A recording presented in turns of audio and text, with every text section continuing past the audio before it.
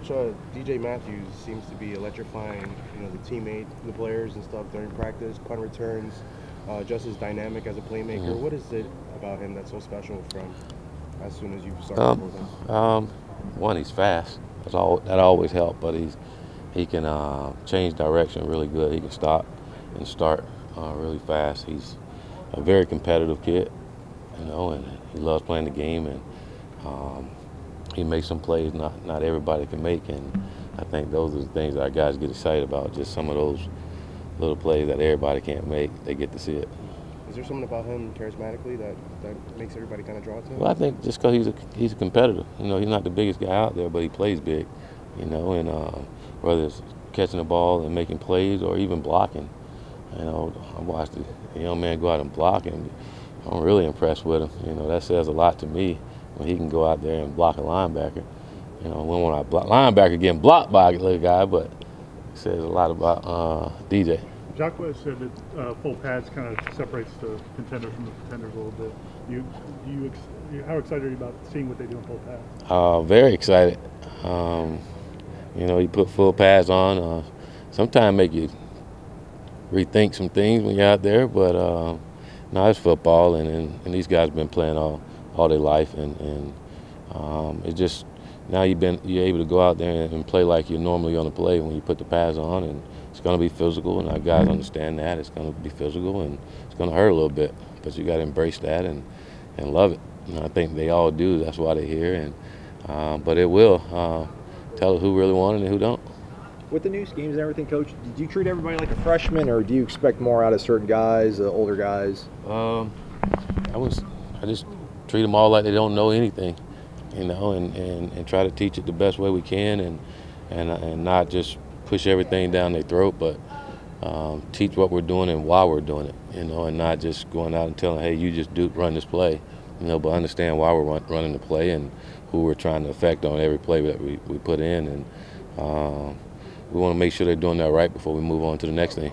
Were they able to absorb a good amount of stuff through 3 days that you saw on tape over the weekend? For the most part, not to where we wanted it to be, but that come to expect it, especially with the tempo. That add another layer on top of it when you're trying to learn and you're going fast, trying to learn it too. So, but they're a lot further ahead than I thought they would be.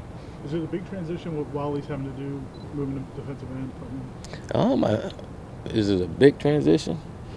It's tough for me to say. I never played down in the trenches, but I know you probably won't get as many double teams out there when you're out on the end, so I'm pretty sure he's happy about that. He can just go out and he'll probably be with a lot of tight ends, so a guy like Wally and his size should feel pretty excited about going up against a tight end at times. His eagerness to switch positions like that, does that say a lot about him, what he's willing to do for the team? Oh, absolutely. And it's, a lot of guys are that way, is doing what's best for the team, and guys want to play, and I think he's a competitive guy that really loves being here and want to win, and he's a team player.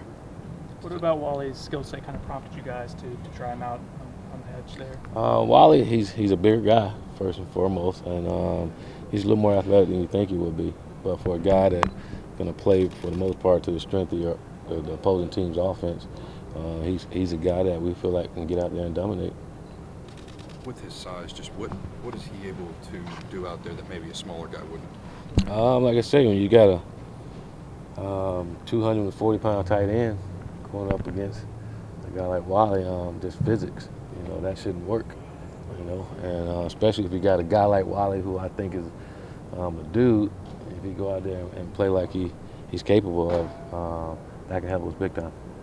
With the full pads, how much actual tackling, full-out tackling will you do, or you just very much limit that? We limit that, usually we'll say those to scrimmages, every now and then we'll have a couple periods where we'll go tackling, but for the most part we're thud and teaching those guys how to tackle and how to be pros. We want to practice kind of like they do in the pros when they don't tackle and go to the ground and stay off the ground and still go fast.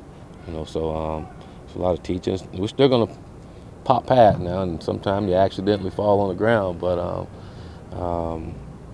yeah, we don't do a lot of tackling unless it's in scrimmages. How many scrimmages do you think you'll have before the game? 2. We'll have a situational scrimmage this upcoming Saturday, and then we'll have a full scrimmage the following week. Time for a couple more. What have you seen from Ontario Wilson switching to wide receiver? Do you like what you've seen from him? Oh yeah, he seems like a natural. You know, the kid can run and he catches ball like I say effortless. And I mean, he's been over there for 2 days now. It seems like he's been there for a while. You know, so that's impressive.